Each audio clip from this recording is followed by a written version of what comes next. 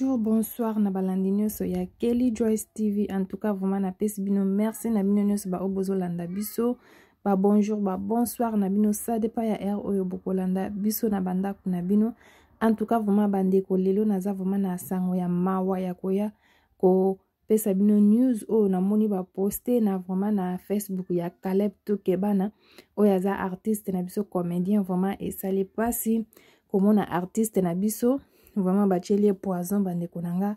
tokosenga bino tokosenga biso to sambela pona ndeko na biso oyo aza vraiment malade na moment oyo bachelie poison bandeko nanga tozo bateza problème nini bandeko nanga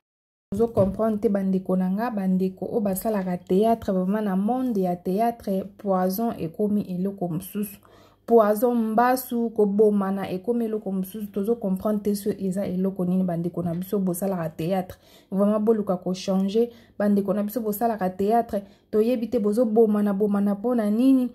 ekomi mutu nyonso to poison dernièrement na otaki kotala amaswa ko babwakela ke mbasu ya sima bandeko nanga na tala ke ona yoka ki passe vraiment mutu wana za mutema mabe ko bwakela muninga mbasu na sima po akoka ko fanda te obwakele mbasu na sima po makambo ebele vraiment bandeko ba théâtre bino bato bosala théâtre bozala mayele vraiment tinde bokina komela kuna bosali théâtre bosisi bomelani yango bozochela na ba poison vraiment toze bate bozape na mbongo te kimutema mabe yango eza ya nini o bozochela na ba poison bozobomanaka vraiment bandeko nanga to sambela pona ndeko na biso Caleb vraiment bacheli poison aza malade ye moko annoncer na Facebook na ye vraiment yango ngai pe Kelly Joyce ba biso batu to panzaka sango to memaka news vraiment na balandi na biso ya Kelly Joyce TV to ye ko annoncer bino vraiment bo sambela pona ndeko na biso Caleb po aza vraiment malade. Merci à suivre.